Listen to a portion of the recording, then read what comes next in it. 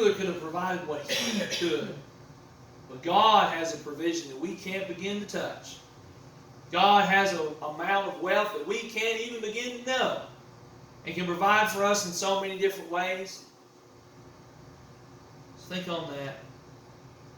Another thing to think of real quick. I'm a child of God. I don't want to be like the world. Don't let me go around being worried like the world is.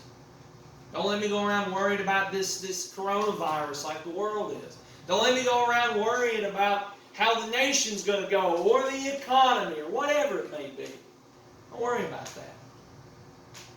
Better yet, instead of watching CNN, read the Bible.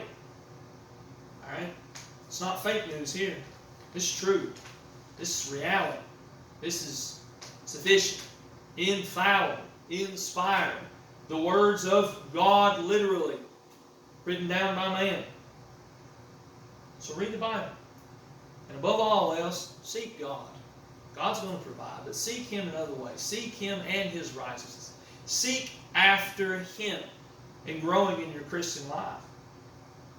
And like I said earlier when I was praying, let us remember Christ died for us. That's the ultimate provision if we're going to talk about provision. Christ took on our place and died for our sin. He's going to provide for us the rest of our life. Now let's not have no worries about tomorrow. Tomorrow can deal with itself. God is prepared for tomorrow the same as God is prepared today. So throughout this week, whatever it is you're going to face, and we're all going to face something. We all do. Whether it's a car breaking down, whether it's a toothache and you can't eat, which is much worse than my situation because you couldn't enjoy the bacon even if you had it. Okay? Whether it's some type of sickness, whether it's some type of financial worry, I am in no means a prosperity preacher that says God's going to give you a new Mercedes. But I'll say this. God's always provided for His people what they need. God's made that promise. That's a promise He'll keep.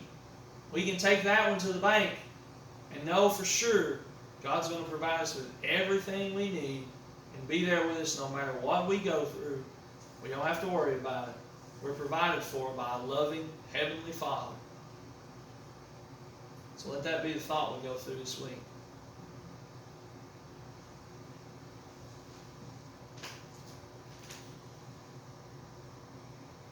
Most great.